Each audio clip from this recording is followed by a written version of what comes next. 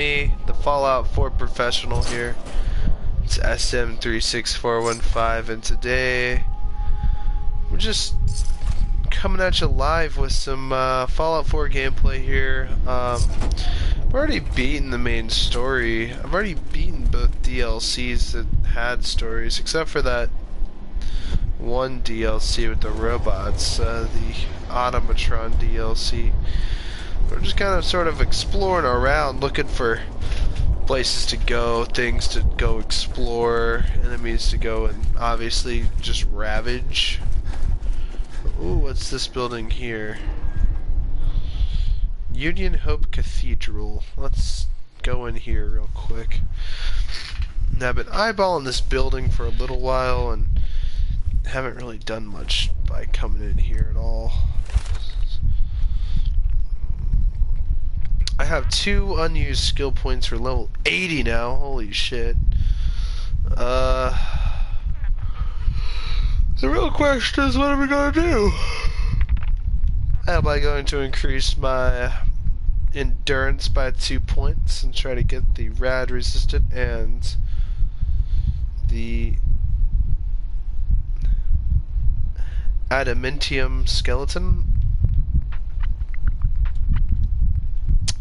I think not. I think that what we're going to try to do is maybe even try to put 2 into hacker so I can hack master terminals, and that's pretty important stuff right there.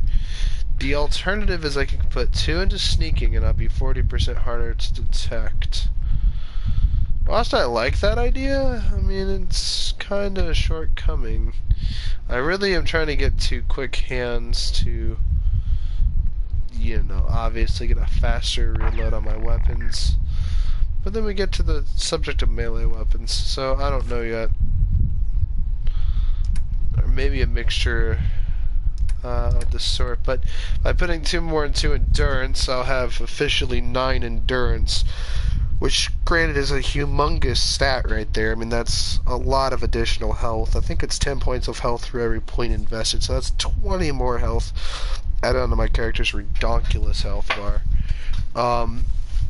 Which, by the way, is pretty massive at 604 health, so it'd be 624 health, which is pretty sizable. It's around, with my damage resistance, I mean, it's a pretty massive amount of damage you'd have to be able to do.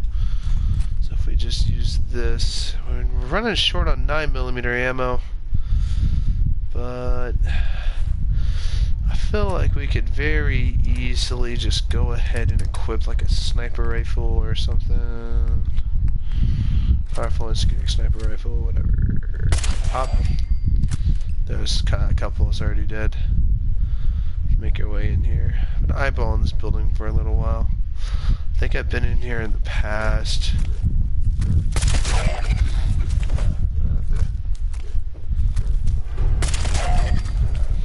I don't think there's much in here at all.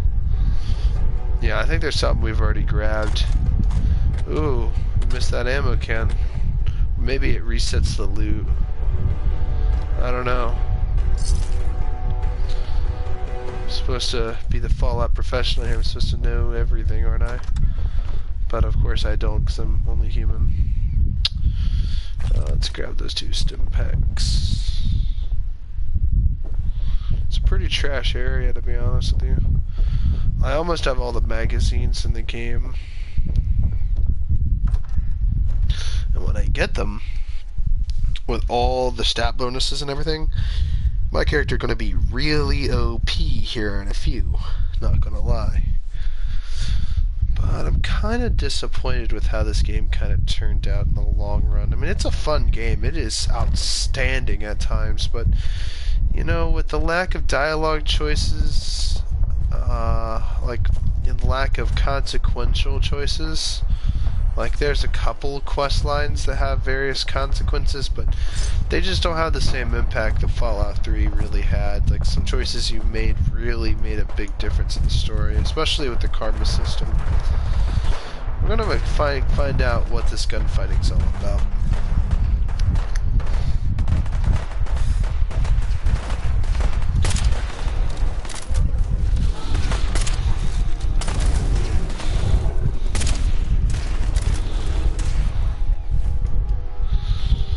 For this case, we'll just go ahead and use our 44 Magnum.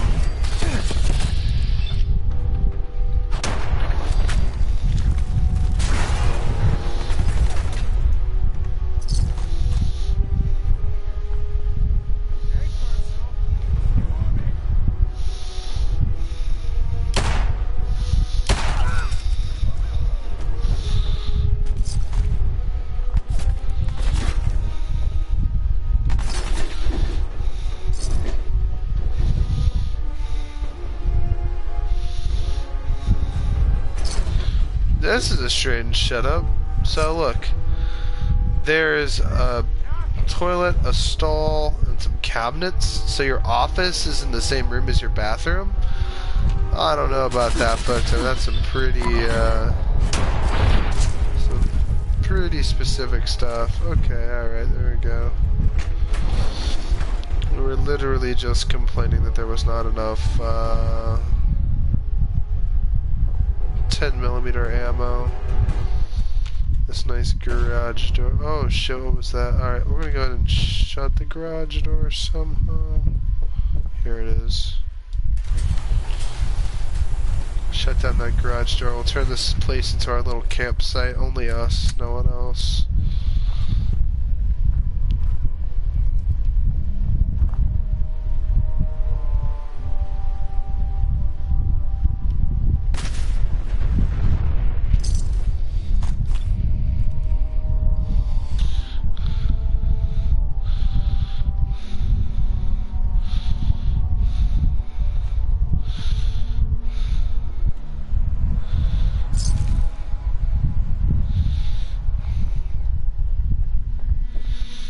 Cannot turn this into a base.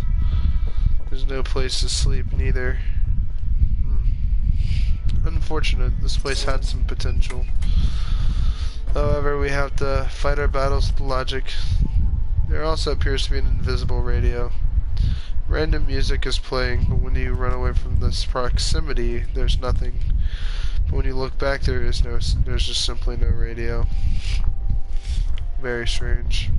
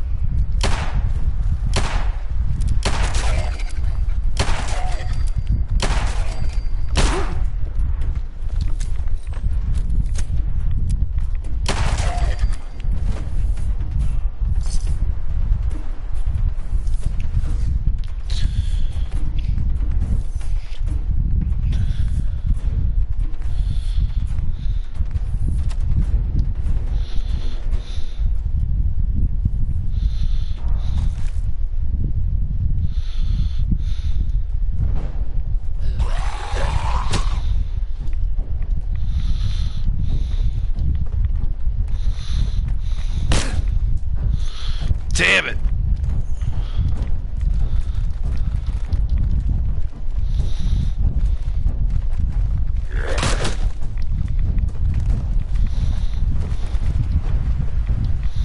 Ahaha!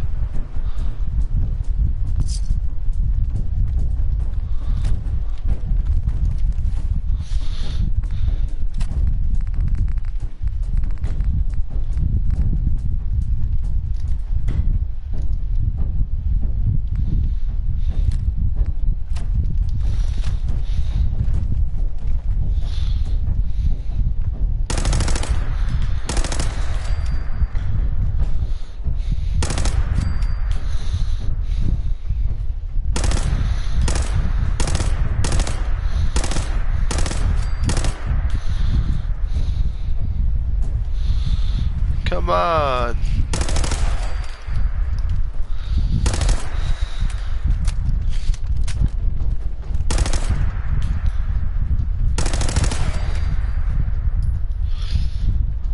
I still need to go back and do I still have Mafia 1 downloaded? I still should, shouldn't I? No, I don't actually. Holy shit. No, I do. I still do. Okay, cool.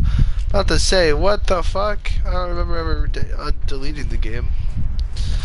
Yeah, I need to go back and beat the game on classic difficulty. I think that's going to be my next triumph that I'm going to complete, is classic difficulty. This is that racing level, and the one that everyone always hates. It was a shitty level back in the early 2000s, and it was a shitty level here in the late 2000s.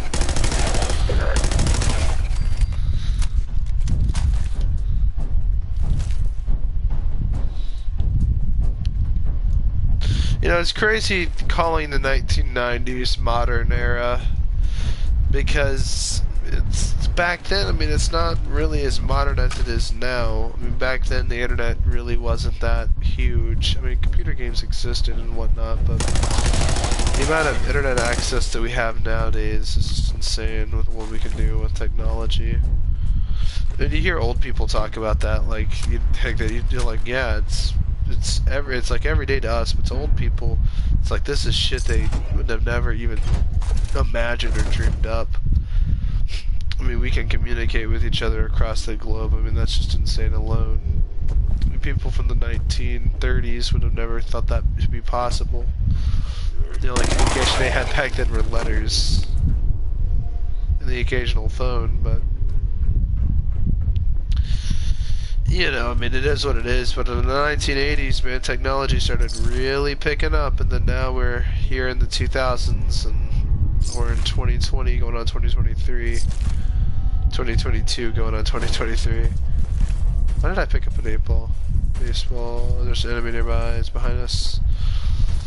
No, he's trapped. Oh, he's untrapped. Alright. There we go. Nuclear material. Hell yes, we're gonna need that nuclear material.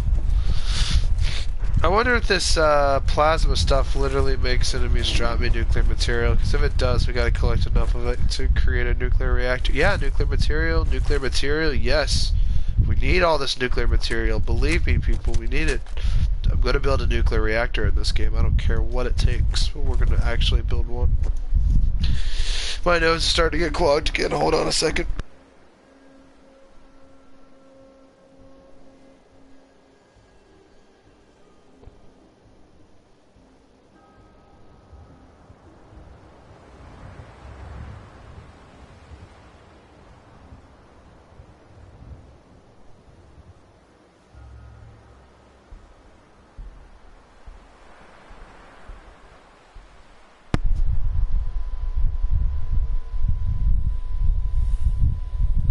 Alright guys, I'm back. My nose, I'm sorry guys. I deeply apologize.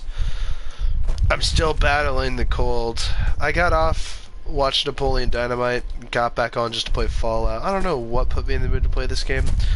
I'm actually low-key trying to play some Doom. And that's what made my channel popular. That's what sort of got me 100 and whatever, 135 subscribers. And honestly, I don't know, something just tells me to play this game. I don't know why. I feel like I'm missing something. Like like there's a lot of shit that I missed that I did not complete. Maybe I just need to start a new playthrough or something, but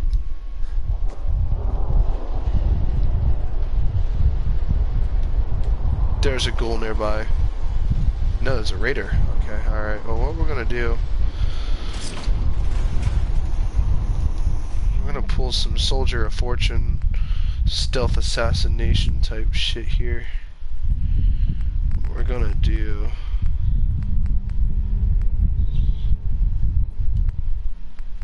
bah humbug, we're just gonna shoot him with an explosive. We're just gonna shoot him with this.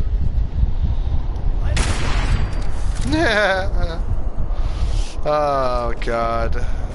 This is what hours of this game literally makes it become. An actual wasteland monster. Alright. What's this room over here? Is this accessible? Oh shit!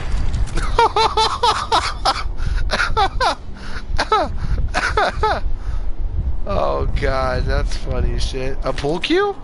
You know what? Fuck it. Fuck it. I am playing the rest of the game with a goddamn pool cue. I don't give a fuck. Let's go. I got my stick of the mighty. I got my stick of truth. Let's go.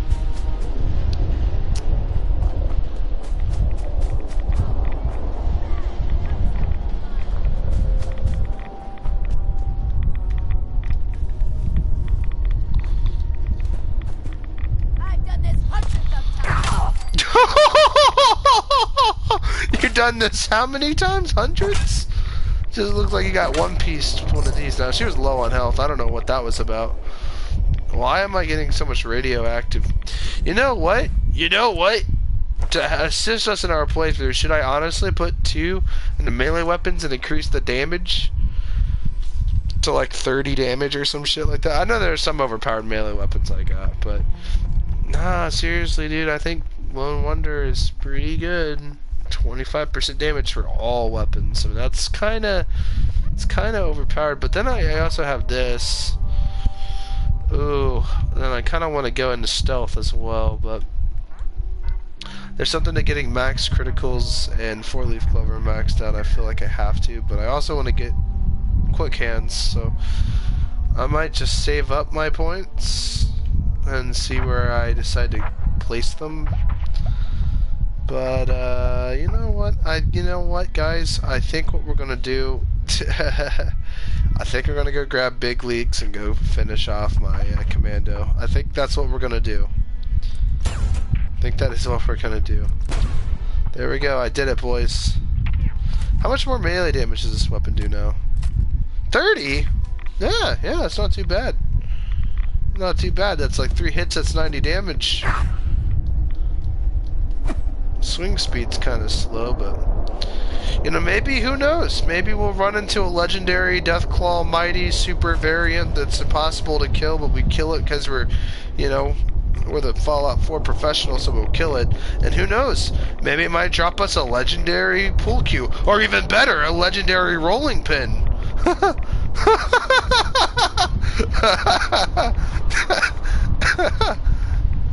Oh my god, dude, we're fucking retarded. We're actually retarded. Look at this shit. I'm actually playing Fallout with a fucking pool cue in 3rd person. This is ridiculous. Oh my god, there's a legendary bloatfly. Come here. I swear to god, I'm not bullshitting you guys. I will play the rest of this game with a fucking pool cue. Let's go. We're getting our asses kicked. That attack didn't even do damage. It didn't even register. What the hell? Oh my god, this is hilarious. No, it isn't. Oh shit! Sentinel's leather left leg.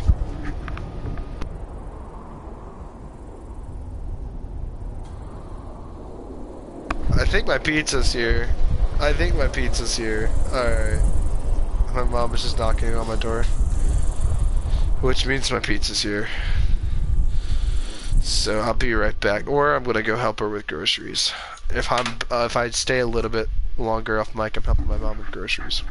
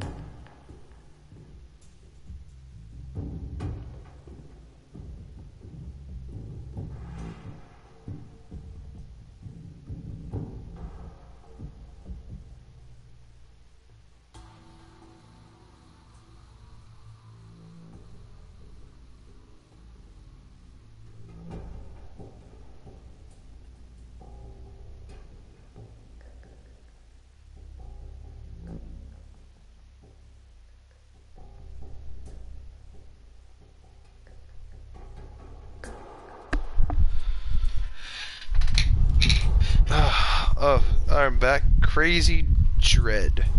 I got some legendary knuckles once that gave you a buff when you were on drugs. It was kind of mental. Yeah, I'd assume so. I think I also got a melee, or not a melee weapon, but a sniper that did that same effect. Okay, that had a lid on it, thank God. See, that's why you put lids on shit, so it doesn't spill out. Alright guys, so you're gonna hear me possibly ASMR style eat food. I'm just fucking with you guys, I'll never do that. But if you so happen to hear me eat food without my mic muted, sorry, I apologize deeply. And my dearest my dearest and most sincere apologies, but this is some pizza, and I love pizza. Pizza is life. Okay, this looks like 2 slices, had just been molded into 1, so.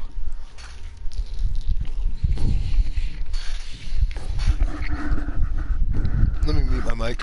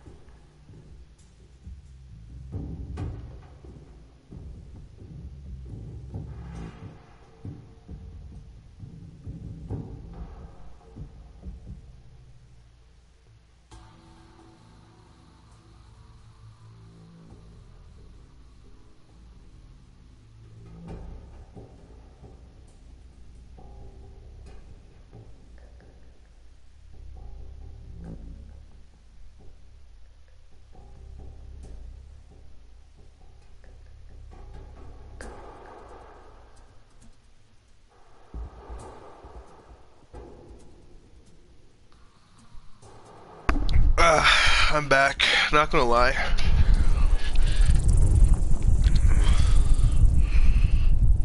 He's all the way up there. I'm gonna hit him with one of these pool cue bullshits. Alright. Eat 1 slice at a time, I guess. Pizza. Stream and eat. Playing games with me, huh? No, I should have actually waited to stream until I got my fucking food, but... Yeah. Ha ha ha ha. Dude, this thing is retarded.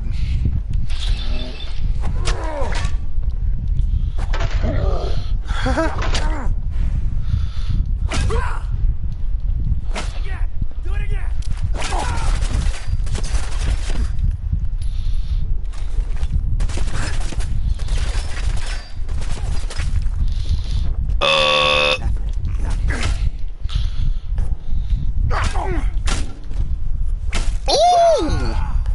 Ooh!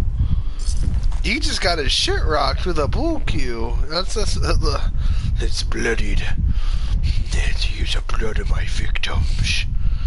No, seriously, guy. Seriously, guys, this is fucking retarded. I feel like there's like a comic book in here that I picked up once off the floor, maybe in one of these corners. I don't know. I felt like this is an area where a comic book would be. Just to get the vibes. I found a comic book once in one of those like, little pocket areas. Or I could be totally tripping. Maybe it was up here that I got my comic book. I don't know. It was in one of these like desolate buildings. You know, like you would not expect it to be. Oh, gun boy, you're not the rules. This is beat 'em up now.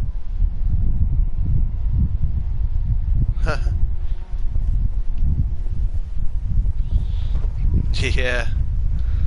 I mean, I love using guns in this game, in all Fallout games, because it's like the best thing to use, but dude, I just feel like being a complete retard for a while. Let's go. You know what? I'm gonna make a barbarian playthrough. No, I'm dead ass serious. My guy's gonna have 1 intelligence, and he's gonna have 1,000 strength. And he will use a pool cue. A legendary one that does 50% more damage to ghouls. And will be solid. I don't know how in the fuck we're gonna raid the Institute, but we'll do it. I don't care. Okay, alright, buddy boy. Oh, that's what I'm talking about. That's what I'm talking about. Look at these moves, bro. You can't compete with me, dog. What are you trying to do? Hey, get 9 agility and use blitz suckers. Yeah, I could do that. I could totally do that. Yeah, we could totally do that. And we're gonna go ahead and do this. Buff out. Go down here. Holy shit, I have a lot of stim packs. Right away.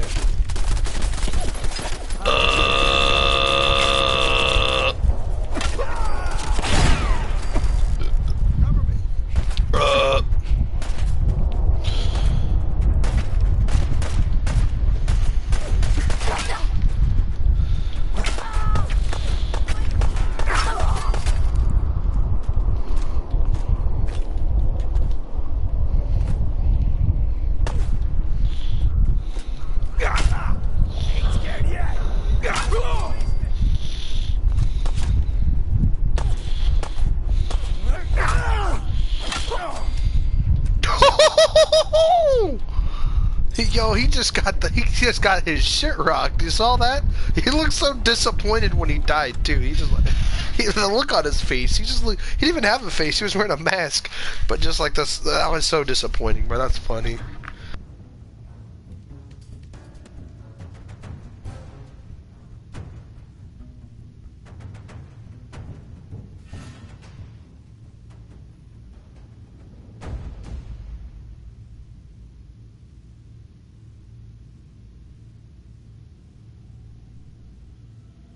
Gotta be an end of this someday.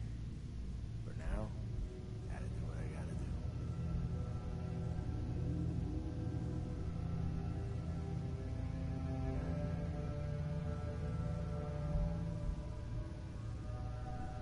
What the? You're mine now, rookie!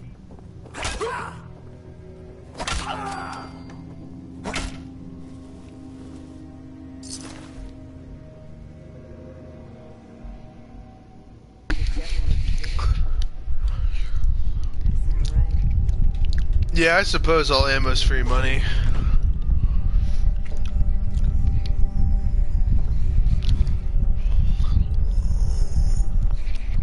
I suppose you can make that argument. I mean, it makes sense. What was that? Money, or ammo holds a lot more value than caps, and if we actually... Okay, let's use your argument for it real quick, for a theoretical statement. If all my ammo is free money, let's see, I have 1,462 rounds of 308, 7,184 rounds of 38.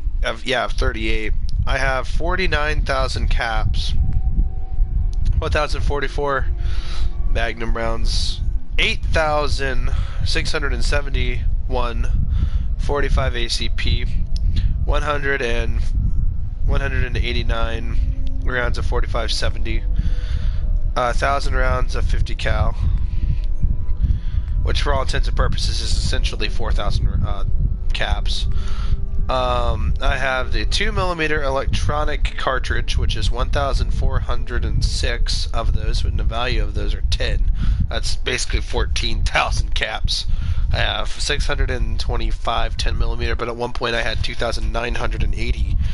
But then I started using my 10mm pistol, my delivery rifle, for pretty much everything. I have 9,000 rounds of... I'd say you've got at least 20,000 caps and ammo at one charisma. And I have a pretty high charisma, but also my alien blaster rounds aren't really worth that much, but I have those. I have my 7.62, which are worth 2 apiece, and I got 3,400. And my fusion cells, my fusion cores, which are 200 apiece, I got 129. And I have these used up ones here. Gamma rounds, my harpoons, I have 45 mini nukes.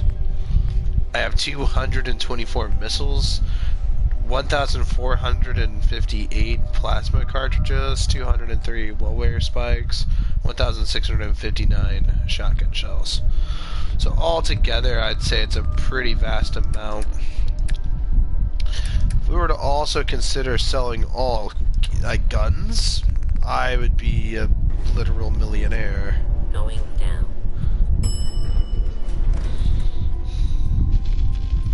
Man, please don't be fearless again. Melee captain versus melee captain. Let's go. Ah! Tough guy, come on! Oh my god.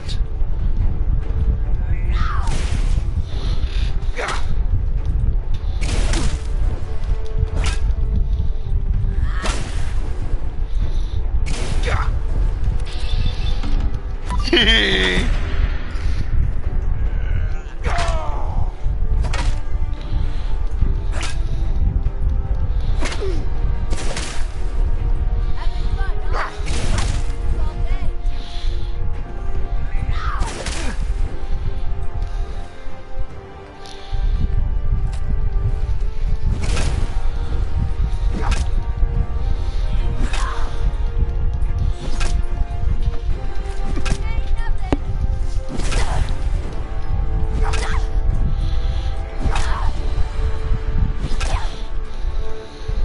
Why don't you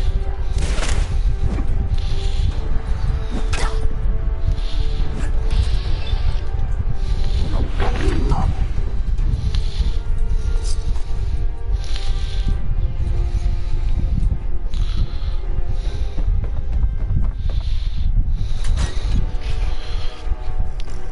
My Dean's pizza.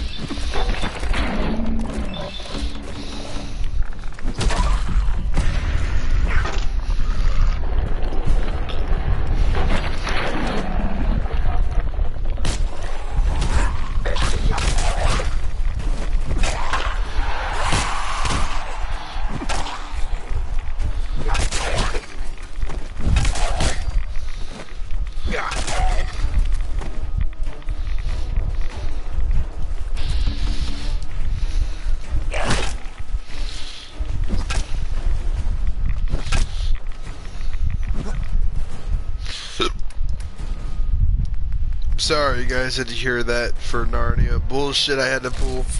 Sorry about that, folks. But you know what? I think it's time I put this thing to rest.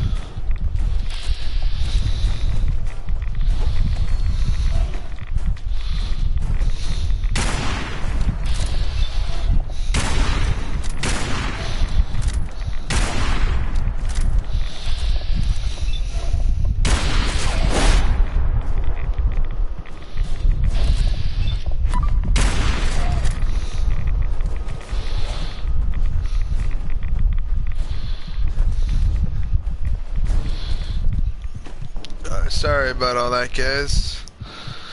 I just wanted to see how overpowered my baseball bat was. To be honest with you guys, it was kind of dog shit.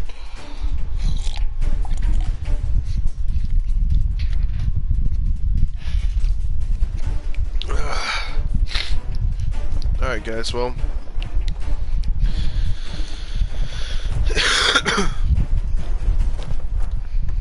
What's going on over here? I know I said I'd play the rest of the game with melee weapons, but you know we're just bullshitting.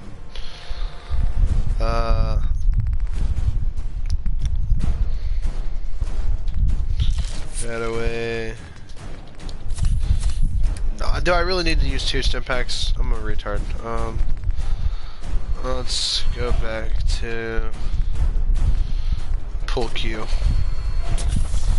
I hope I get a legendary pull Q that does more damage, like 25 more damage. Imagine getting a fucking melee weapon that says does 30% more reload speed. Well, you can't reload a melee weapon, so it's useless. That would be dog shit.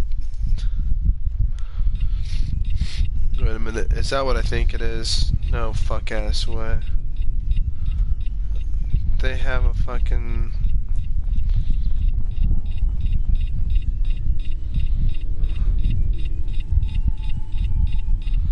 Okay, alright, there's our suicide mole rats. And we got a melee weapon, so let's just back the fuck up for just 2 seconds. Okay, let's think this through. How about let's just not fuck around with this at all? Yeah, let's just get out of here. Yeah, let's go. Alright guys. It's been 40 minutes, close to an hour, like 20 minutes off an hour. I'm gonna go finish up my pizza, watch some more gun videos, because that shit just is entertaining to me. And I think my next rifle I'm gonna buy is gonna be a lever action, just because I want something of the Old West in my collection. My battle rifles, my AR, my AK, my AKM variant are just, you know, they're great guns. I love them. I couldn't ask for anything better. Love the AK platform. Nice and sexy. Straight to the point, straightforward. I like that. The AR-15 is pretty elegant. I guess the next real battle rifle I want to buy is like a FNFAL kind of thing. Because obviously you can't actually purchase an FNFAL, so you have to buy a kit and make it yourself kind of thing, bullshit. And I'm willing to go through that process, so... And then when I get my FNFAL, that would be pretty sweet. But then I want to go buy that civilian Styroog stuff. Pretty much, it's a Styroog. They call it something else for civilians, but it's essentially an AUG.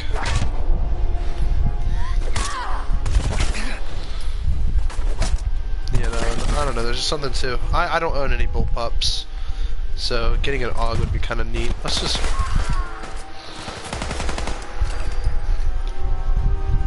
He got yeeted!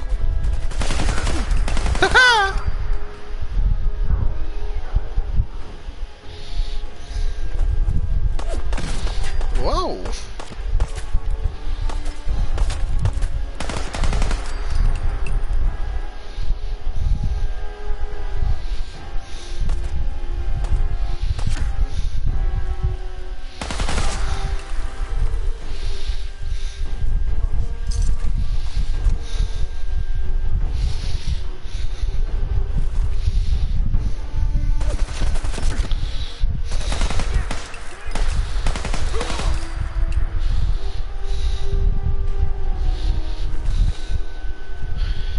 Yeetus Thyrator. I don't even know if that's even a word. Yeetus.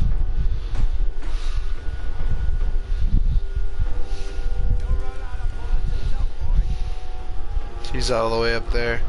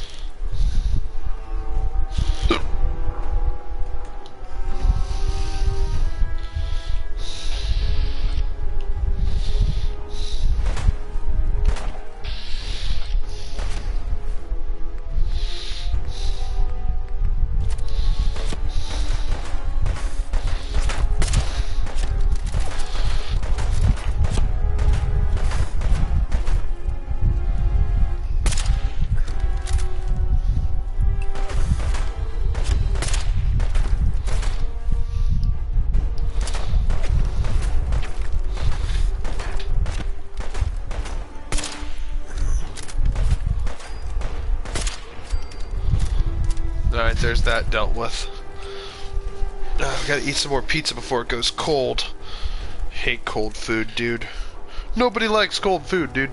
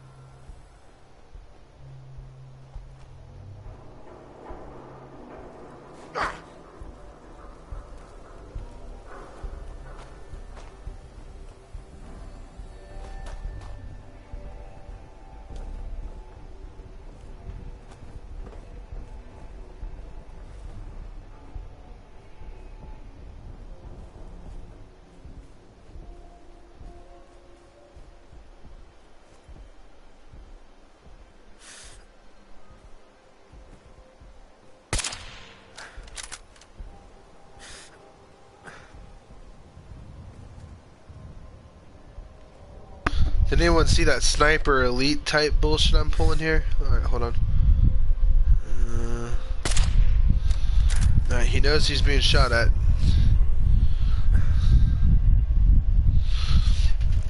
Alright, let's get in for a better look. Oh! Just gave away our position. In real life, that would have just gave away your fucking position. Do some suddenly quick movement like that ever again. Keep missing. Tango down. Bridgeway cleared. It'd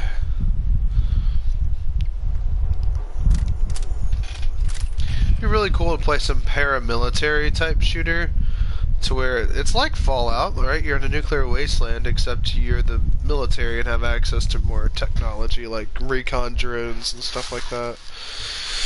Oh, my thoughts of creativity just flow rapidly when I play games like this.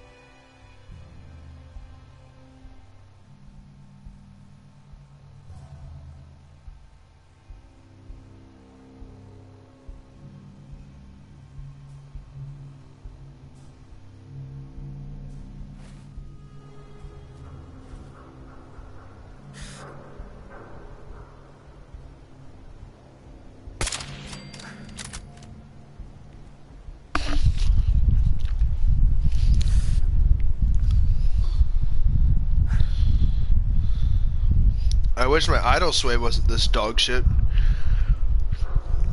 I'm surprised anybody can even hit a fucking barn, the side of a barn with the fucking idle sway like this.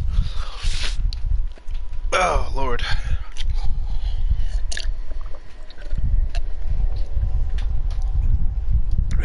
Life as a sniper is lonely. Pull some Metal Gear Solid type shit, just perch up on a nice little ledge, smoke a cigar, wait for your target to get into position. What am I on, bro?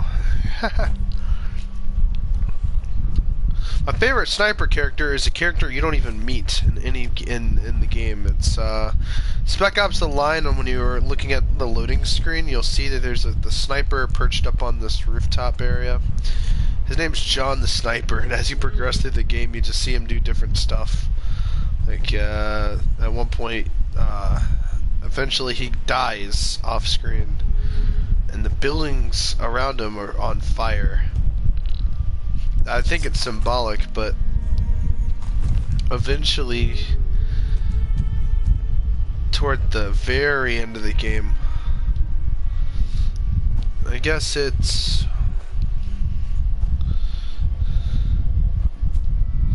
so high level it's not one shooting folks.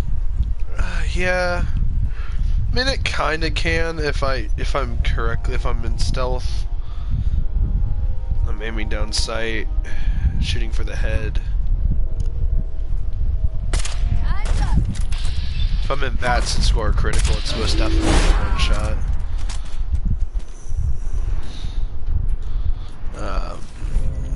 Oh god damn it! Why is it gold plated?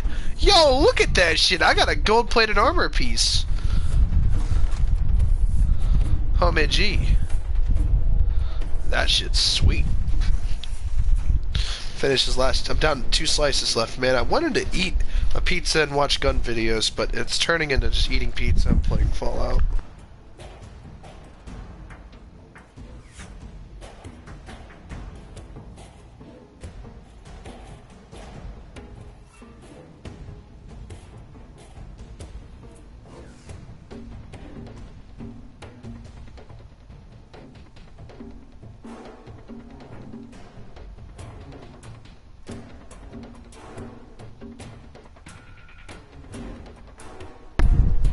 Tell you what though, if I really wanted that gun to be one shot, all I'd have to do one more in Lone Wonder. That's 25% more damage. That would almost bring me to around 140-ish in damage, maybe 141. And I mean that's an insane amount of damage. Now, let's think about this. If I did that, and let's also say I went ahead and put 3 into critical, better criticals, that's 2.5 more critical damage, which is a multiplier to my already high damage. Well, my target is at full health. It does double damage due to the legendary effect. Now with the suppressor and my just general setup, makes this gun ideal for most scenarios. However, if I go with Ninja, my stealth attacks will be more effective, and it will eventually be 3.5. This is ensuring pretty much one shot, one kill to the torso, to the head. It's pretty much just annihilation at that point. So yeah, no, if I invest my skill points properly, it will be overpowered. Now I hear an enemy in the distance. He's higher up, so let's look around for the rooftops. Let's watch those points of elevation. We gotta move slow since I picked up that gold-plated armor piece. I swear to God, it's fucking gold-plated. Let's look at it again. This one. Yeah, look at that shit. And if it was brass, I mean, you could kind of believe that, but just, nah, brass is way shinier than gold. Gold is like a dark tint. It's so weird. Why is it gold? None of my other armor pieces are fucking gold. There you go. Oh, wait, never mind. This is gold. Well, let's get gold plated. Let's just wear all gold armor. Let's be an asshole. Oh, okay. The reason I wear this Nuka World T-shirt literally gives me +1 luck, and that's literally the only reason I wear it.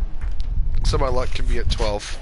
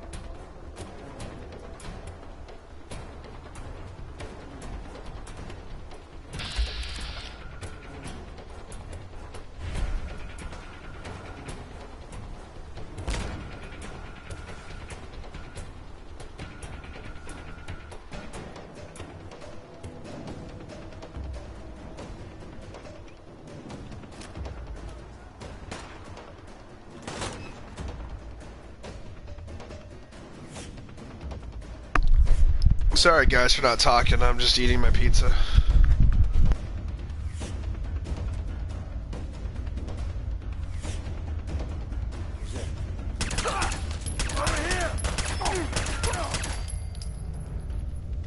Someone's out there.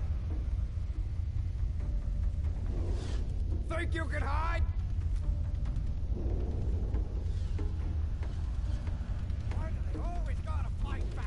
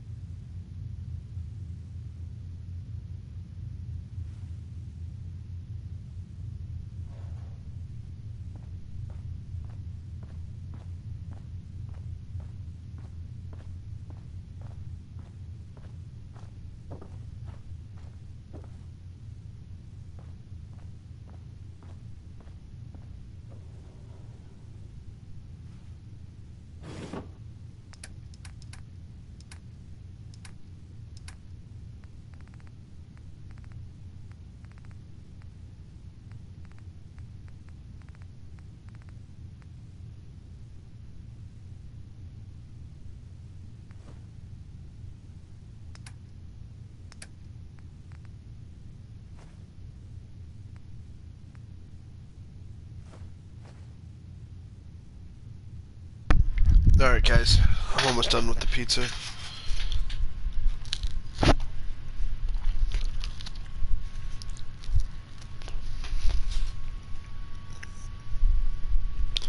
That's about it.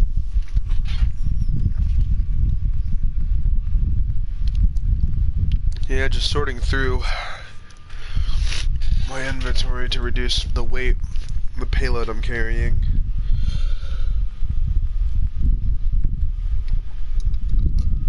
I have 5 nuclear material.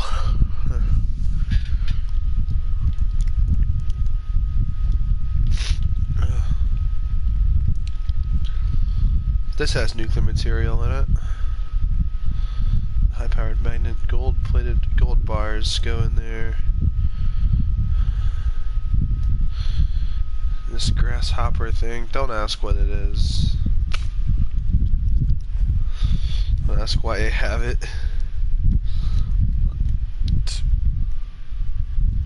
I don't know why I brought this with me, bro. This looks like some shit out of the comic books. Like this looks like something straight out of the Spawn comic books. Without context, this looks like something out of a Spawn comic. Like a beating heart of a demon or something.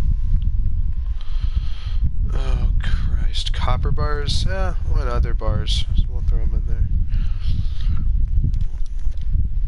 Nuclear material in the biometric scanner. Okay.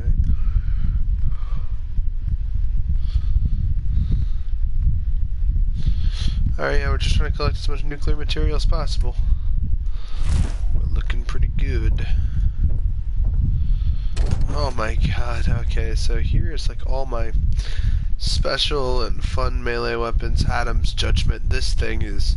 If I were to do a melee character, this would legit be my melee weapon. The Bloodletter is actually not that bad with my now found melee skills. My lead pipe.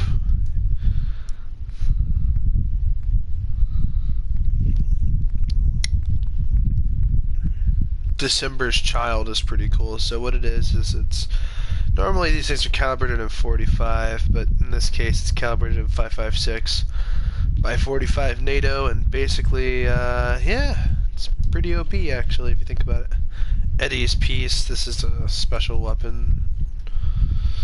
Exterminator Shotgun, the Fence Buster. This thing's pretty sweet. The Furious Power Fist. The Ghoul Slayer's Shush Kebab. This thing is really fun whenever you enter a room full of ghouls. Hub's Alien Blaster. Your critical shots do double damage and the critical meter fills 15% faster.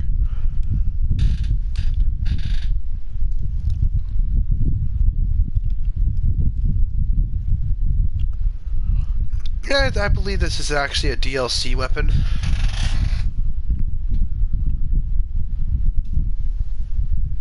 The really shitty part is I guarantee you some retard players will get the Alien Blaster in the main game, waste all their Alien Blaster ammo,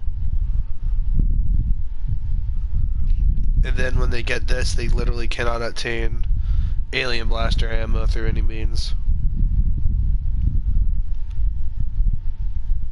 And then they're left with a gun they can't even use.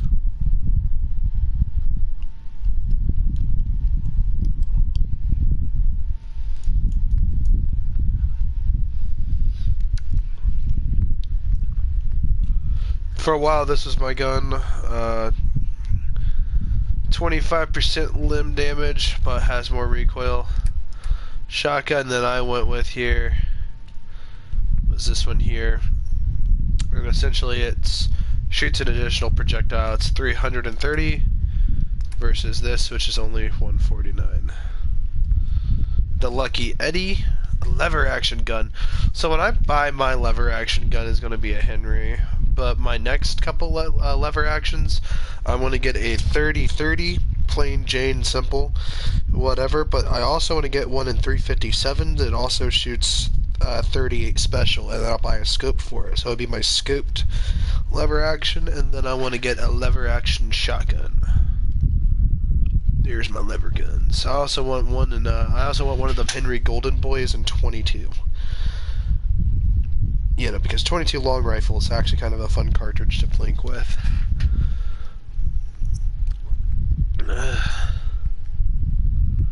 The never-ending 10mm pistol, unlimited ammo capacity, unlimited ammo capacity, unlimited ammo capacity.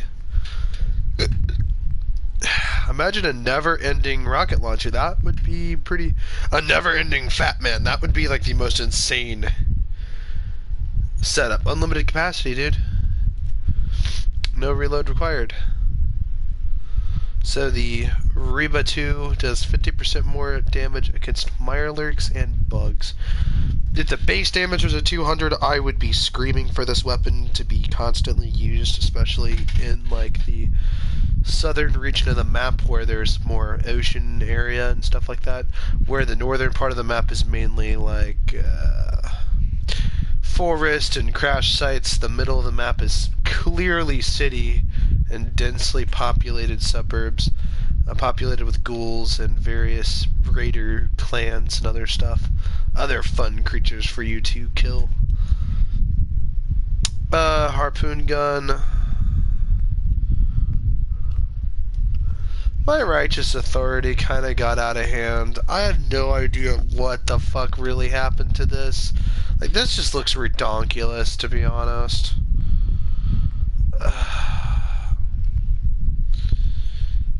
And this sword is pretty cool.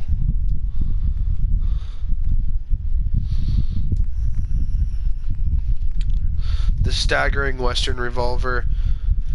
Pretty neat looking. Scavenger Special, the Tesla rifle.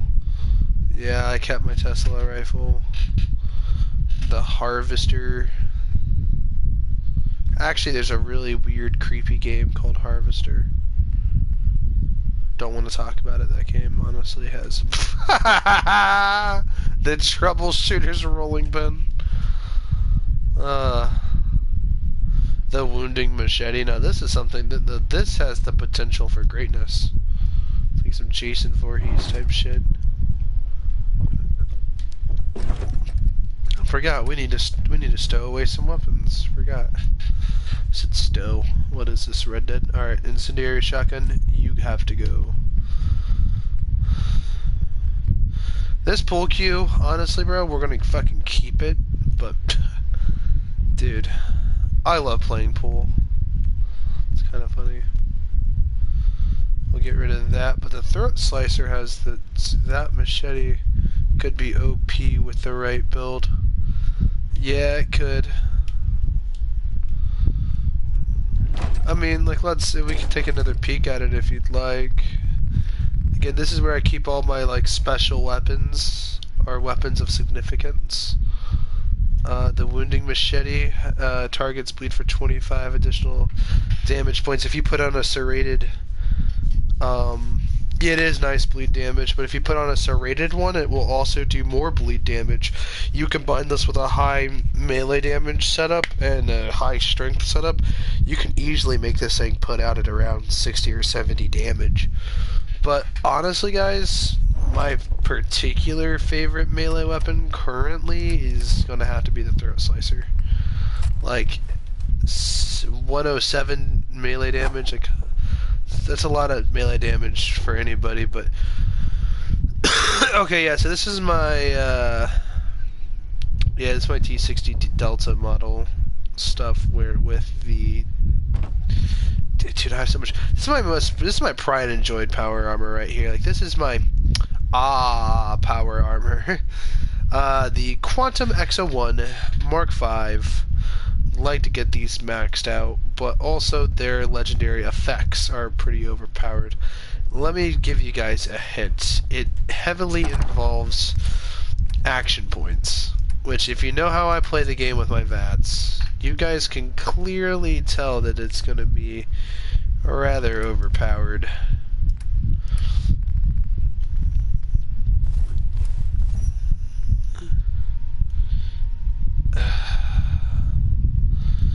It will be fun. Alright, let's Okay, there's actually a glitch where you can use dog meat to get the cryolator at the beginning of the game, but as you guys all know, I don't even do glitches or hacks or cheats or mods. I don't do any of that shit. I just do 100% legitimate playthrough.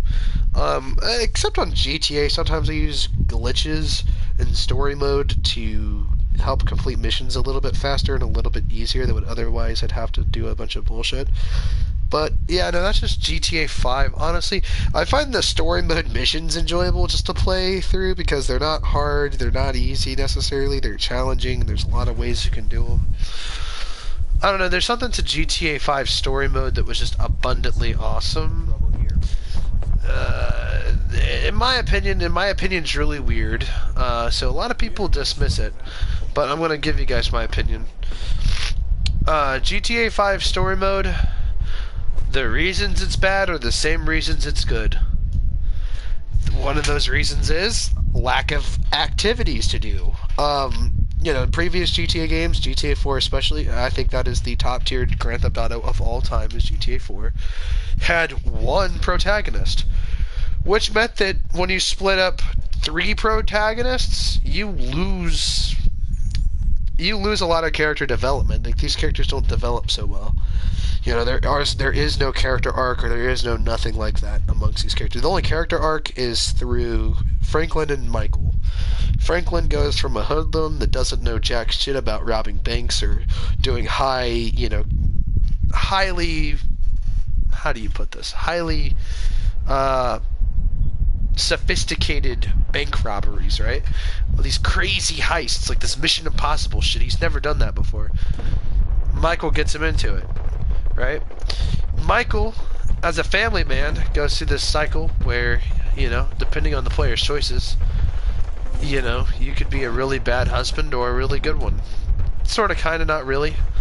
But there's a lot of sub-choices that you could take part in. Like, Tracy, I think, at some point gets, like, some weird creep guys after her or something, and you have to, like, escort her and look for this guy or whatever. And I think Jimmy gets kidnapped once. And, depending on, your choices, you could save the day, be the hero, but at the same time, the player's choice is if you don't do that, there is no, like, heavy moral impact. There's nothing. Like, there's no consequence for or not to do. So it's not like the same problem I have with this Fallout game, right? There is, like, your choices, they don't have the same impact that they had in Fallout 3 or New Vegas. Like, those choices had legit impacts. Whereas there are some choices in GTA 5 that have heavy impact, right? Your ending you choose. Certain characters, depending on who you choose to kill or whatever, will have an impact, but granted, that's if you do that. Again, but my main point is the problems GTA 5 has are the same reasons it's good. Because there's a lack of side activities, because there's multiple characters, it really keeps the players more focused on completing the story. And believe me, there are actually decent stuff you can take part in. Like, Trevor can go hunting. That's actually kind of fun, not gonna lie, doing the hunting in the game. Learning about the way the wind travels and how it moves your scent. And I thought that was actually a really, really cool detail. That's like in video games like Call of the Wild and Hunting Simulator that I played. And yes, I have played Hunting Simulator, and as a kid on the PS2, I played a lot of the Cabela's big game hunts. But that was as a kid, and this is now, and everyone wants a simulator. It's true to life. But, oh shit, I forgot this. Okay, that whole area got nuked. You cannot go back there no more. And it's highly irradiated. It's a highly irradiated zone. We got hit with dog shit.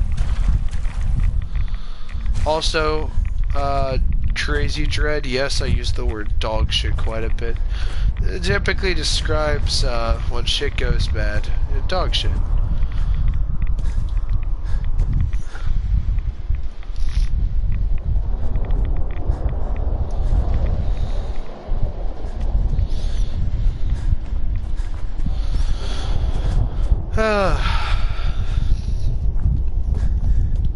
But yeah, no, because there's 3 protagonists. If you don't like the character you're playing as, you can switch over to another character.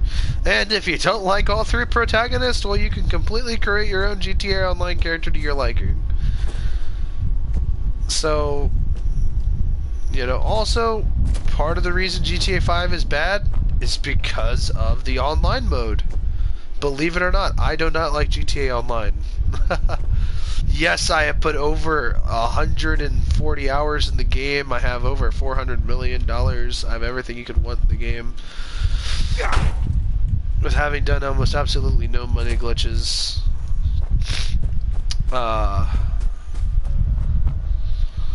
But not everyone has the kind of time that I had. I was going into my elementary to middle school years playing that game. You know, I didn't have a job at all. And I spent most of my high school years playing GTA 5. And some of my adult years. So that's compiled over a lot of time. It's not just 100 days. It'd be really cool to get a year's worth of time into that game and just say, hey, I played this game for an entire year. And I technically have played the game for multiple years, but seeing on the stats, you know, 100 days, if you think about it, 365 days is a year. That's a lot of hours I'd have to dedicate into the game, and by doing that would be kind of neat. Oh my god, these are those goo marks from earlier. We missed this valuable loot. Yeah, Fallout 4 just is one of those magical games I don't think I'll ever get bored of. Just like Borderlands, although you don't ever see me play it or heavily talk too much about it anymore. I'm gonna be honest with you guys, Borderlands 2, you can only play the same game for so long, and till at some point you just have to say, look, I just, it's just, no, hearing the same audio lines again and again and again, because, you know, you can do 3 whole playthroughs through that shit. Multiple characters doing 3 playthroughs. I have at least 30 playthroughs through Borderlands. Then drive Franklin off the bridge. I do that.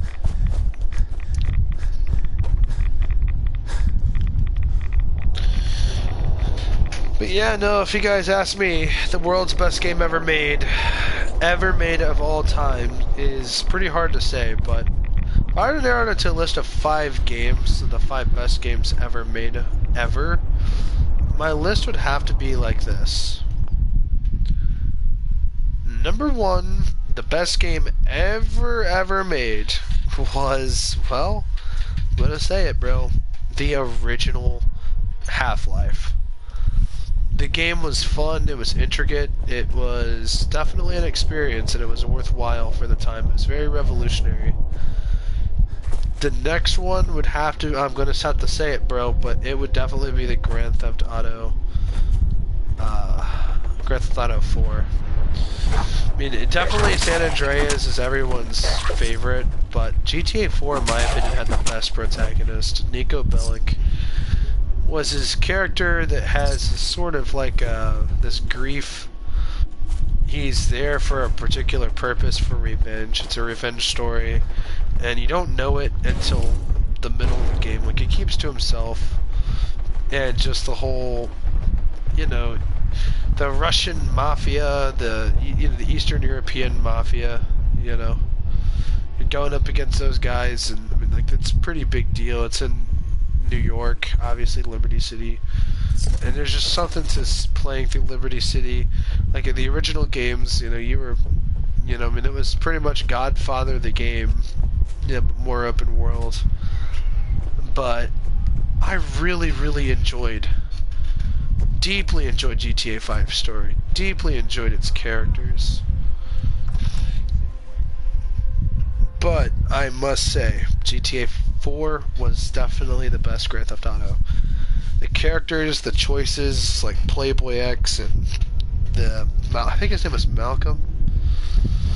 The other black guy who, you know, he got screwed over by Playboy X, and he went to prison or whatever, and he comes out of prison and he's trying to get his life kind of sort of back together. And he's trying to make money, and pretty much Playboy X wants you to kill him, and then various choices you can make, and it affects the path that you branch down. And so I don't know, and also like, you know, there are relationships in the game, and I'm not just talking about like love relationships. I'm talking about like your friendships and stuff, like with little Jacob and Brucey. Like the stuff you do will make their like meter and respect meter go up. Like they continued the respect meter from San Andreas. Now they got rid of the skills, which I thought kind of pissed me off, because like you could really make CJ fat or muscular, or you could do so much with CJ, and I don't know, it was just so different for the time, and definitely way advanced. Like not a lot of games were doing that. A lot of PC games in like the mid 2000s started doing that whole life simulation shit, like The Sims and stuff like that. But not a lot of games did that. What San Andreas did. You know, you have to give a lot of respect to San Andreas for that matter, especially the time in which it was released. But also, if they integrated most of that into GTA 4, GTA 4 would be, I think, just one of the better games of all time. But yeah, definitely for number 2, GTA 4. Next would have to be one of my favorite games of all time, but Silent Hill 2. I think Silent Hill 4 was the creepiest Silent Hill game out of the original 4, but Silent Hill 2, I don't know, man. It's just like, it was like one of the perfect examples of a sequel. And like, it was one of the most unique in the franchise, to be honest. Improved a lot of the horror. It was a great game, and you still have people talking about it. The next game on the list would have to be, well, what are we at? Number 3? No, we're at number 4. So, original Half-Life, GTA 4. Also, not to mention, one of the other reasons why Half-Life is on there is a lot of games are mods of Half-Life. Let me explain. Team Fortress, the original Team Fortress, was actually a mod for Half-Life. The Counter-Strike, yes, that also includes CSGO, Counter-Strike Global Offensive, was a mod. It started as, the Counter-Strike game started as a mod for oh my god, that was a Minuteman!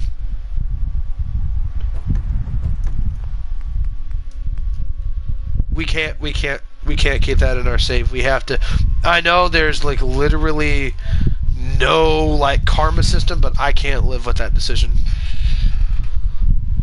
That's just not cool. Had that been an older Fallout game, we would have had some consequences, some serious ones. But also, you know, yeah, that's part of the reason I don't like Fallout 4. Also, by the way, I'm just going to go ahead and specify this. Fallout 4 is not going to be on the list, by the way, guys. Only because of, like, situations like that, where there's, like, no karma system or nothing. And Fallout 3... Preston would cry. I kind of feel like killing Preston Garvey, because, you know, another settlement needs our help.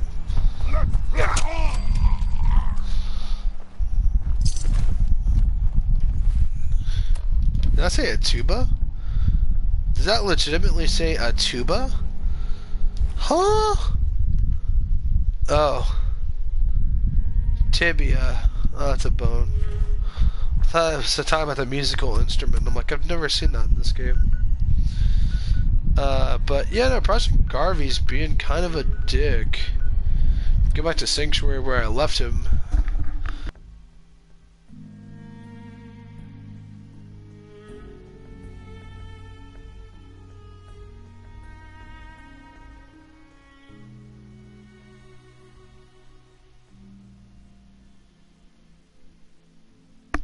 Sorry for that, guys. I had to blow my nose. But yeah, no, Preston's being a dick because I nuked the Institute and I did not call for the reinforcements. Or not reinforcements, I did not extract the civilians before nuking it. Which, to be honest with you guys, when you nuke a place... You know what? it's not up to you to get the people to safety. It's up to their governments to get them to safety. And I'm sorry to say this, but we decapitated the shit out of the. Like, I killed father with my deliverer's pistol. I straight up soprano mafia style assassinated him. And I was doing quests for all parties at that point. I was like, alright, let me see how far I can get down this clan before I have to betray this clan, because if I go down this route, eventually I pick my side. And I realized that I can't pick the Institute, because the Institute, in my opinion, is the enemy. I don't care whichever way you slice it, they're the bad guys in this game. The whole kidnapping people aspect, as well as just the general creepiness of them, there's just something not right to them. Like, they're clean while everyone's dirty. Everyone has to live in this rugged wasteland, and they're living in these advanced laboratories. The same issue with the Institute that I have with Skynet from the Cyberdyne systems from Terminator, right? They're creating these superhumans that could literally kill everybody. We are the survivors of, and it's the same Terminator situation, right? We killed each other in, like, mutually assured destruction. We mutually assured that everyone's going to be destroyed, because that's how nuclear war works. And yeah, pretty much what ends up happening is yeah,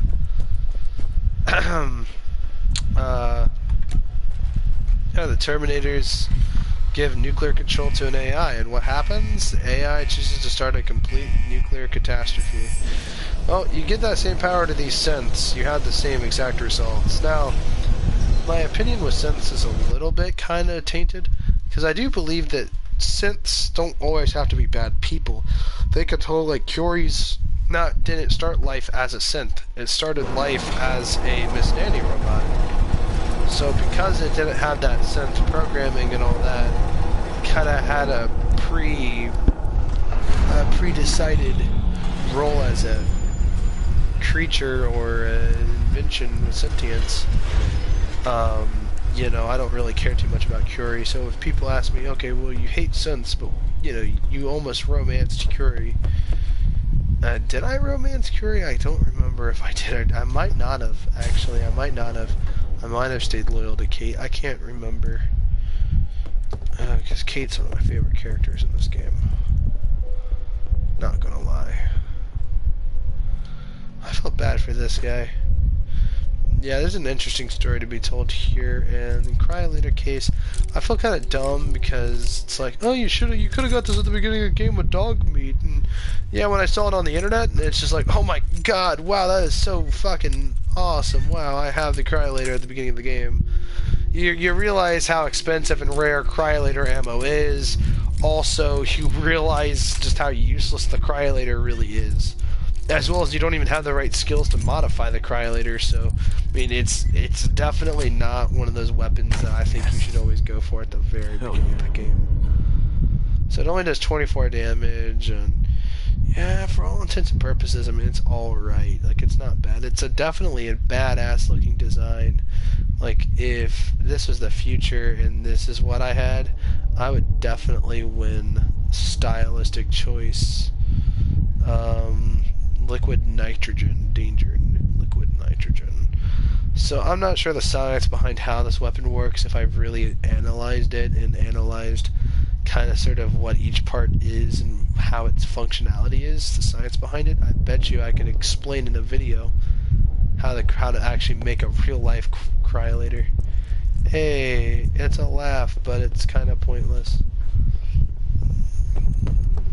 Like, yeah, I mean, like, I don't suggest getting it at the beginning of the game. I always now sort of come back when I have the skills. Like, play the game how it's intended to, I guess. I don't know why I do that with every game I play, where I purposefully make the game, try to play the game how it's intended to be played. Especially Doom and older games in general, but back to my list, right? So what were we at? Silent Hill 2 is number 4. Let's see. the last game I'm gonna have to say for this list, and it's gonna be a sellout because I feel bad saying Borderlands won't be on this list because Borderlands is the game that sort of got me into a lot of games, and I feel bad for also not including Resident Evil, because Resident Evil in all actuality should be on this list for all intents and purposes for #1 spot next to Half-Life 2, only because Resident Evil changed the way games were made. The pre-rendered backgrounds, the advanced elements of the game for the PS1 era were unlike its time. It was so well advanced, and Resident Evil 2 was twice that. And I guess the reason it wasn't included was just because you can only play Resident Evil on the PS1 so many times until you tell yourself, hey, once you made it through 11 or 20 playthroughs like I have, you gotta just stop and tell yourself, hey, this is too much. Like, I love the game, I just don't love it that much. And that's fine.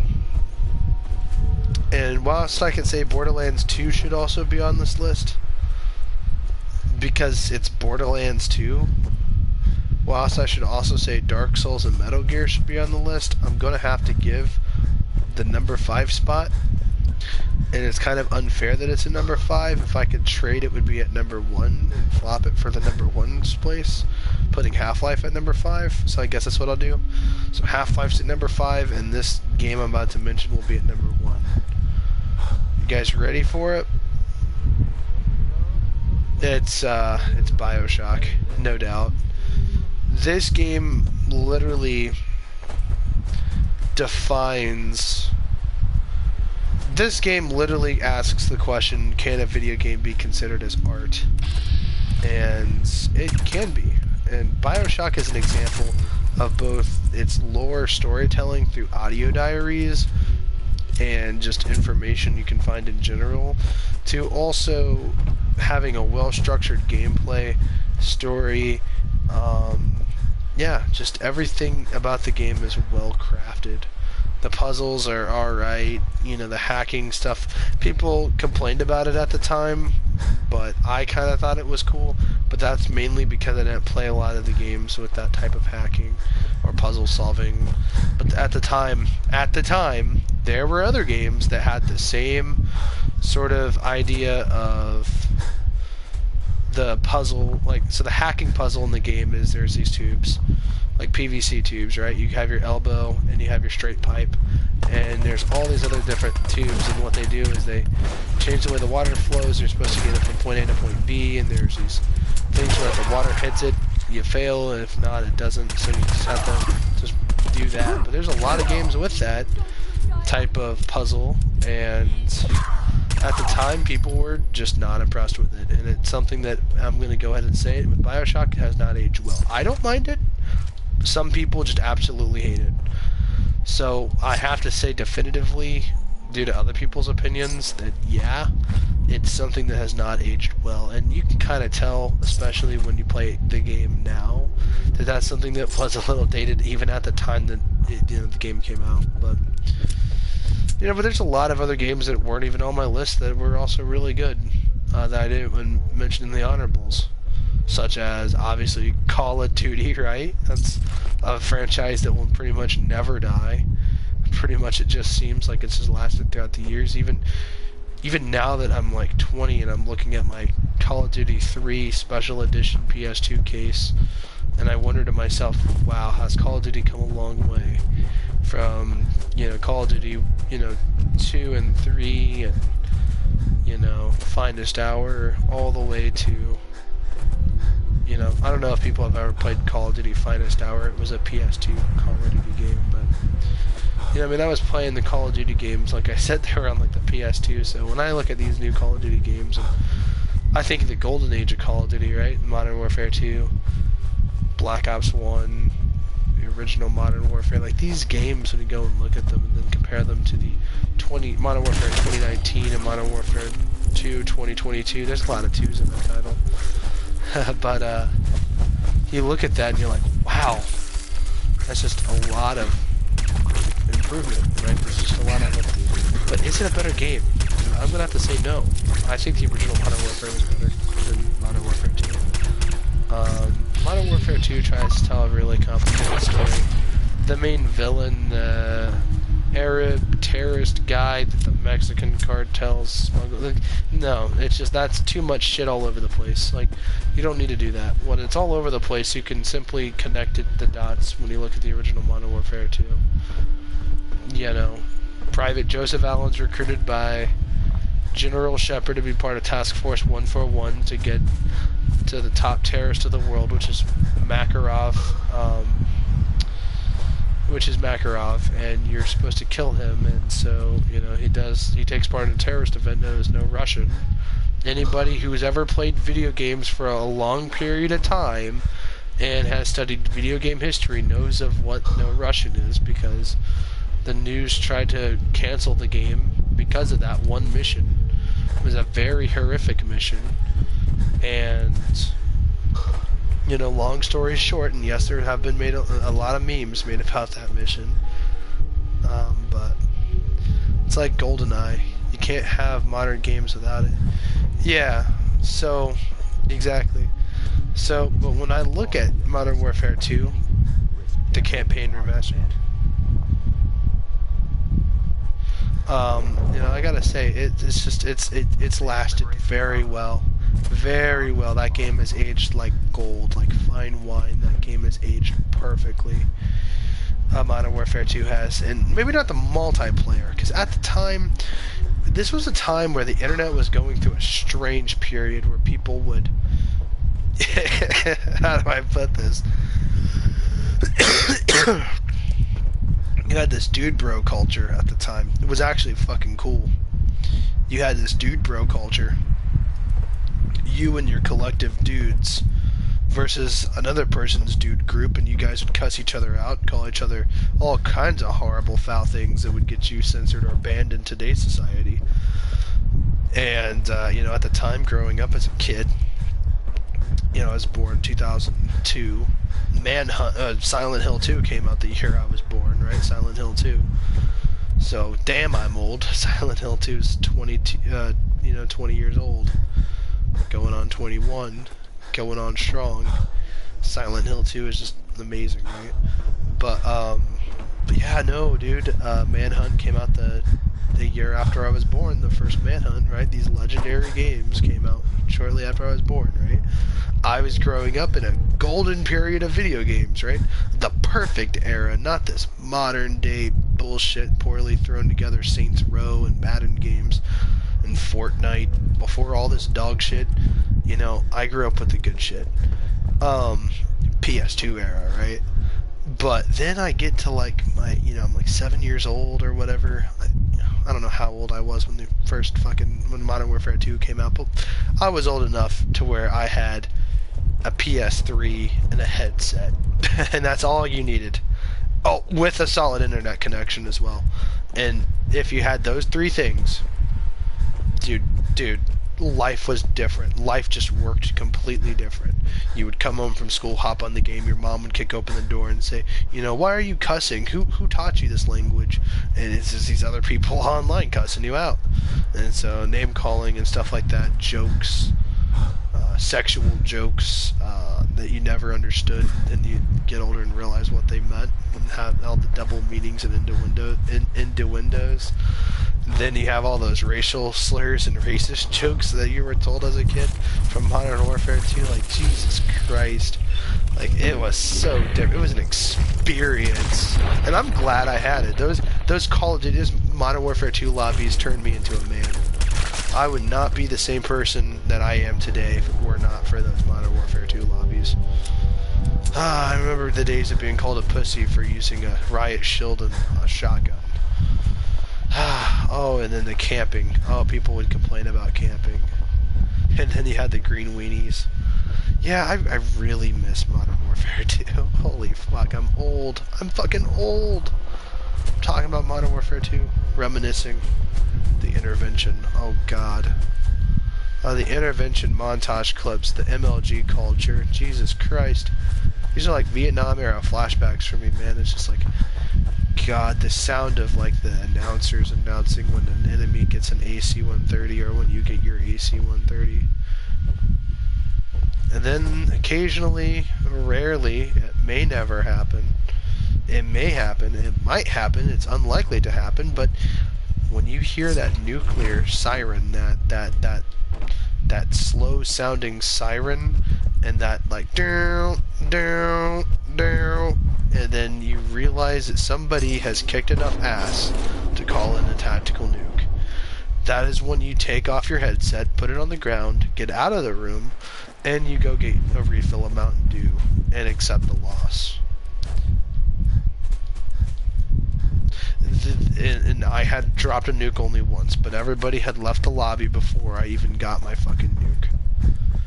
And that made me so fucking pissed.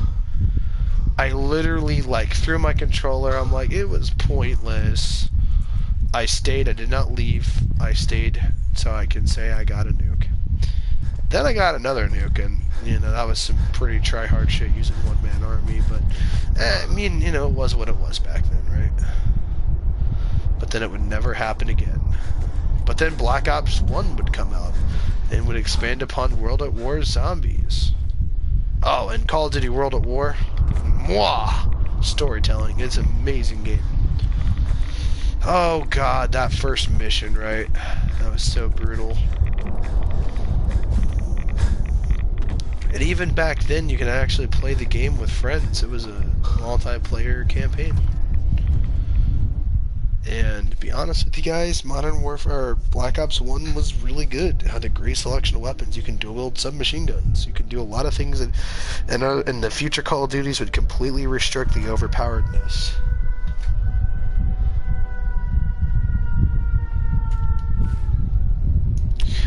But man, I must say, Unreal Tournament should have been on the list as well, but because kind of the reason the Unreal Engine's a thing, but you know, we're not going to get into it. People have mixed opinions about the Unreal Engine. I think it's awesome, but some people don't like it. But a lot of the games that I've played growing up as a kid, you know, and you get to see that Unreal like logo, and it's just like, wow, that's so cool. But you know, I'm like, Unreal Tournament? You know, every time I see that, yeah, because I grew up playing this PS2 game here. It started its life as a PC game, but I have it right here in my hands, actually. Unreal Tournament. This was actually made by Epic Games before they made Fortnite. This is back when I liked Epic Games, but unfortunately, animated blood and gore, animated violence.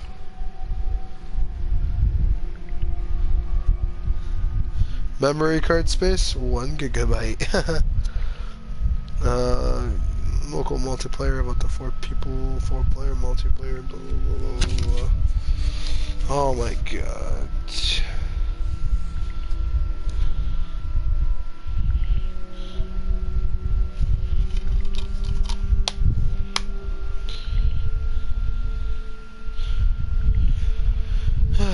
Welcome to the Gladiator Bloodsport of the future. The PlayStation 2 version of Unreal Tournament looks simply awesome. GameSpot.com. Oh my god, I'm reading the back of the fucking case. Dude, I am so fucking old. Why am I so old? What happened, man? What happened to the days of going to school and coming home and watching Ed, Edd and Eddy or SpongeBob? Like, holy fuck. I'm old. Is there any enemy that spawns in here? I know I killed him a while back. No. Okay. Oh god. Oh god. Yeah, Fallout 4 has a strange infatuation with teddy bears. We're not going to talk about it, but you can find all, if you keep your eyes peeled out and search every room like I do, you'll find that there's a lot of teddy bears in strange positions and sometimes even wearing strange clothing. Like there's a teddy bear that wears sunglasses, one with a top hat, one that I even think wears a tie, and there's one even reading a newspaper, and like there's all sorts of like teddy bear like Easter eggs. I don't know why they did that, but it is what it is. One of the many Activision games I feel like should receive a modern remake. A modern remake of this old Activision game is Soldier of Fortune. I have the Gold Edition. New multiplayer maps. Literally says new multiplayer maps on the cover. Oh yeah, no, Soldier of Fortune was pretty cool.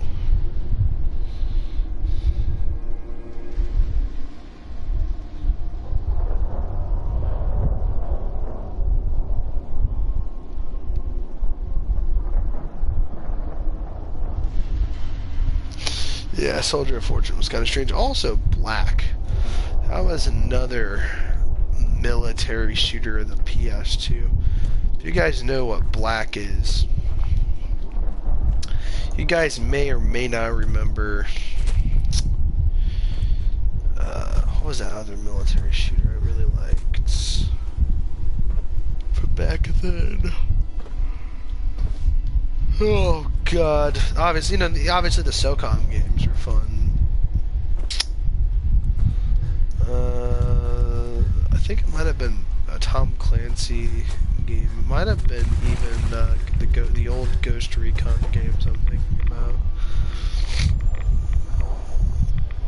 I remember back then playing the when I say Tom Clancy games, note that Tom Clancy's not a game developer. He's a writer and author of various books. His books receive video game adaptations. That include Splinter Cell, obviously Rainbow Six, and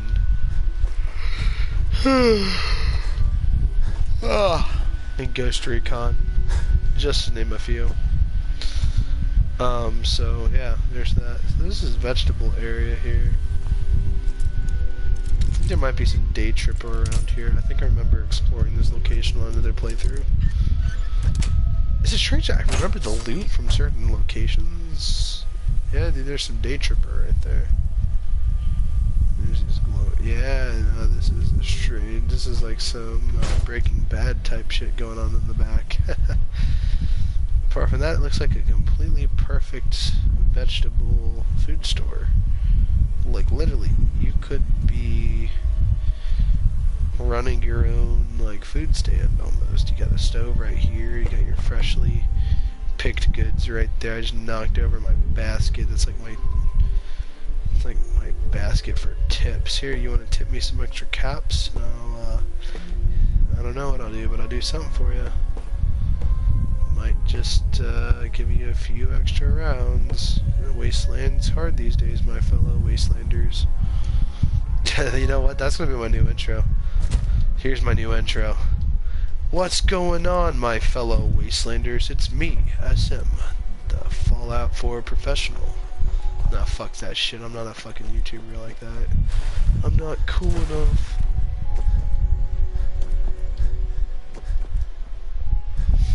GoldenEye, James Bond GoldenEye. You know, just rereading that comment just gives me an idea. You're absolutely right. It just, modern games would not be what they are back then. You know, if it's like, I remember GoldenEye on the GameCube. If it's me, the GameCube games that I closely regard into my heart would be, and if I choose to buy a fucking GameCube, holy fuck, why am I talking about buying a GameCube? If I choose to, Resident Evil 4, GoldenEye, and Super Smash Bros. Any one of them could do.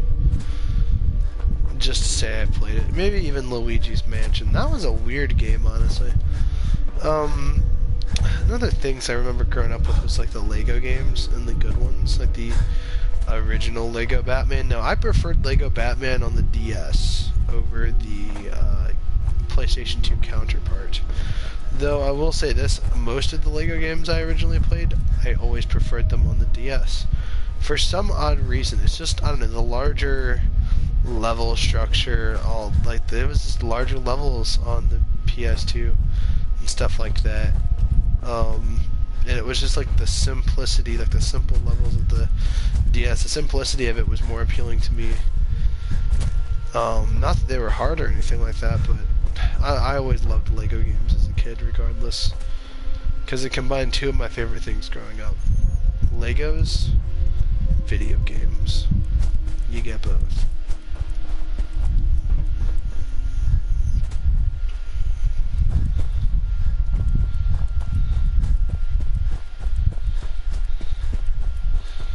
I don't know where I'm going, but I'm going somewhere.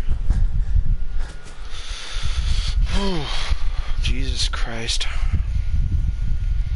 You know, it's Halloween, and I mentioned this in several, or not Halloween, no, oh my god, I'm like Sleepy Joe Biden, I'm losing my memory. Sorry about that. But, what do you call it? It's Christmas, and one of my favorite Christmas movies can also be considered a Halloween movie. It's 1974, I believe, is the year that the movie came out. 1974. It stars Olivia Hussey. She is beautiful. Was beautiful at the time. And in some ways, even to this day, she retains a pretty natural look. She has natural beauty, Olivia Hussey does. And her English accent is very attractive. But, I think I'm letting too much of my personal life out there. But, yeah, no, Black Christmas. I'm double checking the dates real quick. I think it came out in 1974. Let me fact check myself here before I start spewing nonsense. 1974.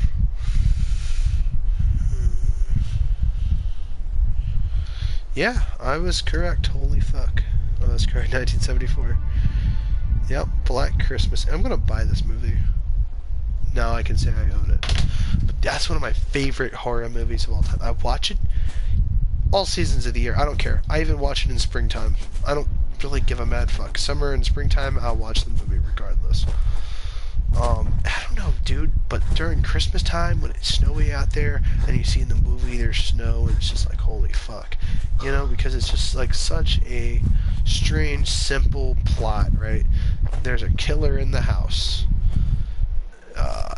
People start disappearing. You don't know that there's a killer in the house, but it could happen to literally anybody. And there are a lot of horror stories in real life of people literally secretly living in other people's houses. And that's kind of sort of what Black Christmas sort of is. I'm not going to spoil too much of the movie, but that's a concept that you'll learn really early on. But that movie has just, the suspense is so well done. Like, the movie, like the cinematography, the camera angles, the shots, advanced of its time. Also, I believe the producer also did one of my other favorite Christmas movies, which was Christmas Story. You know, about that kid Ralphie and his brother Randy, and Ralphie wants a BB gun, and everyone's telling him he's going to shoot his eye out. Oh my god, dude! I love Christmas. Not because of not because of marketing and shopping and getting things and giving on to others. I like Christmas literally because of some of the movies that I just grew up loving. Like, Christmas Story is such a classic, and National Lampoon's Christmas Vacation, and what was the other one? I'm trying to think. Exterminator's Combat Knife. Wow, we'll ditch it.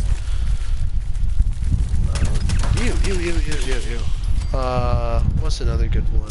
Die Hard. That's one of my other favorite Christmas movies of all time. And yes, Die Hard is a Christmas movie. Nope. I will not argue it. I won't argue it.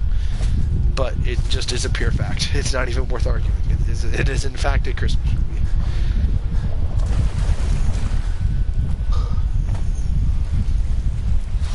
The Nakatomi Plaza.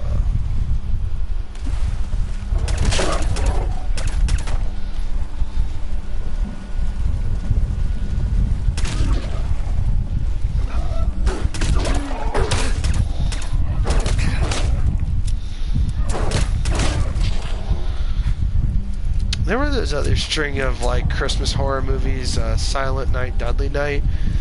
Those weren't really that great in my opinion. They just were trash. I'm sorry, guys. I watched literally all of them. Like, they're actually trash. Like they're just boring. Like, when people are like, oh, explain why the movie is so trash. It's just, look, if you don't enjoy watching it, it's trash. Dude, for whatever reason. Like, you know, it is what it is, I guess. Ooh, this is, no, it's not. I thought I found a cool laser musket.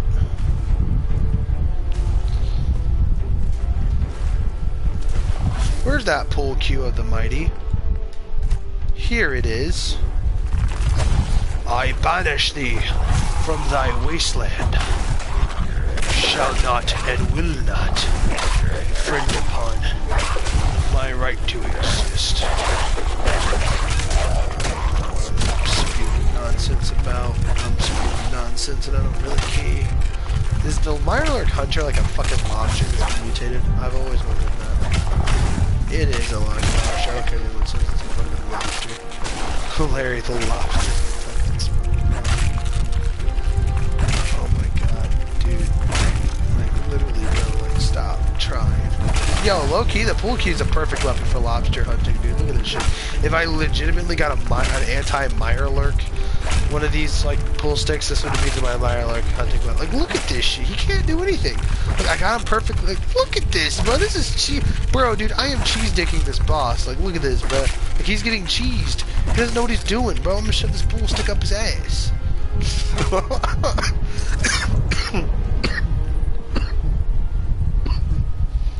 I'm sorry. I'm getting too ahead of myself. That was actually fucking hilarious. I'm not gonna cap. Oh my god.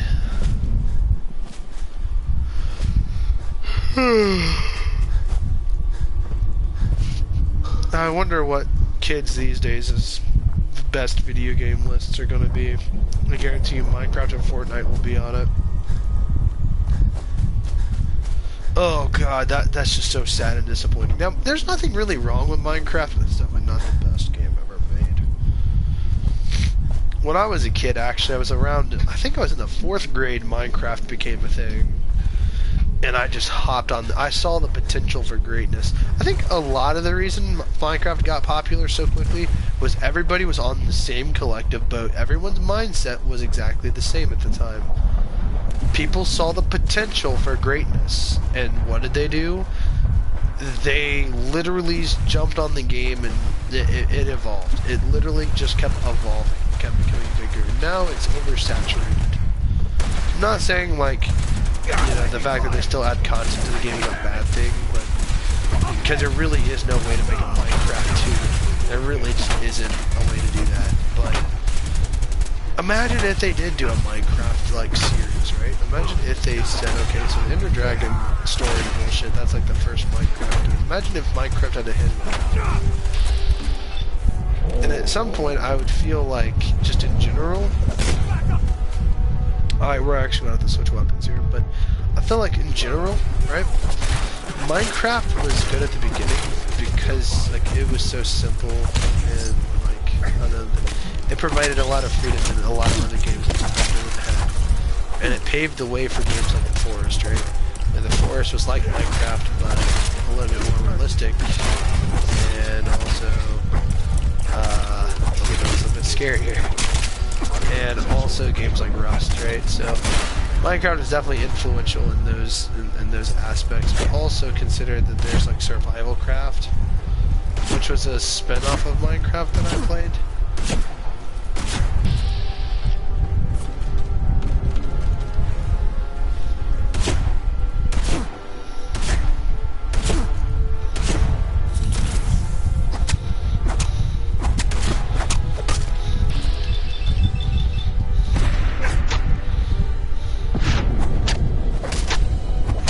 See how I kick this guy's ass.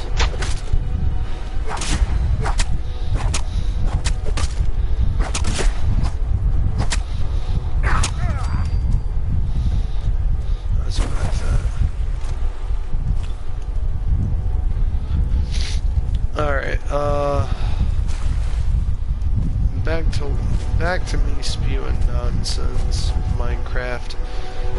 Yeah, no, dude. I just really feel. Oh shit, that was a loud ass seat creak. My seat's really old.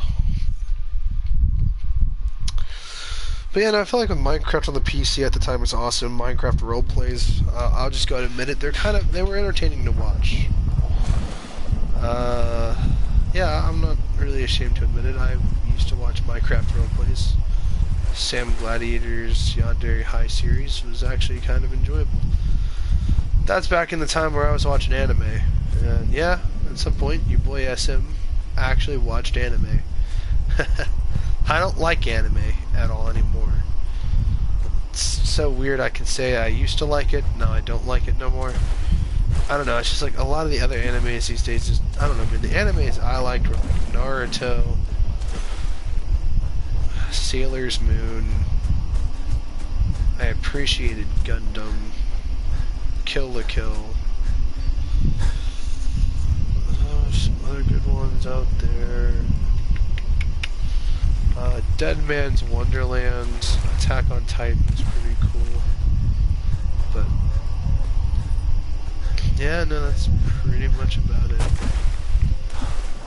Yeah, that's really it, man. Those are the only animes I really liked.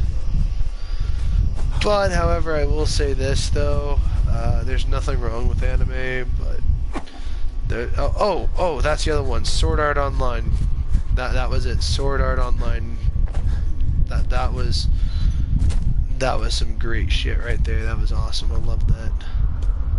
But yeah, I like Kill la Kill. I thought Ryuko Matoi was pretty cool. Oh god damn, I'm getting old.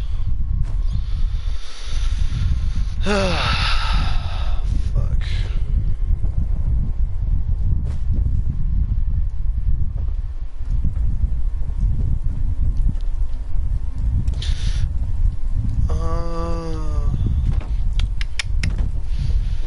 Man, dude, it would be really neat. I wonder if they still...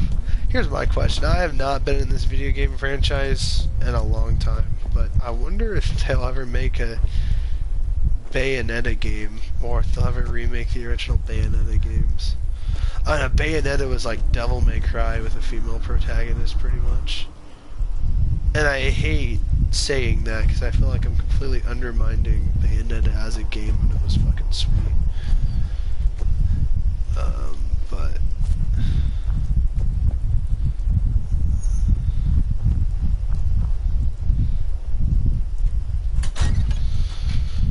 oh Lord, my legs.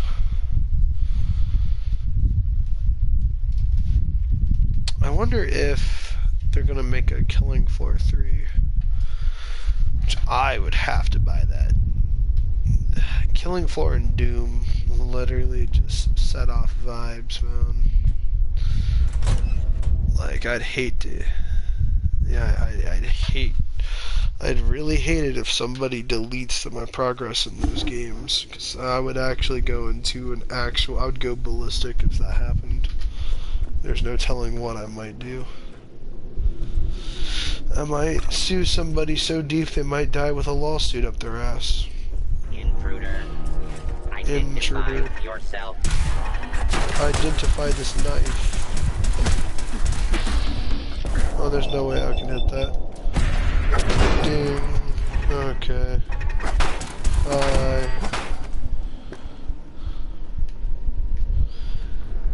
Oh man, dude, I played so much fucking Fallout today. Like that's okay. We'll do a quick save, and then I'm heading out, bro. I'm gonna go play some... What time is it? It's 10:33, dude. Holy fuck. Oh, I gotta go watch some gun videos and then go to bed for work tomorrow. Tomorrow comes today.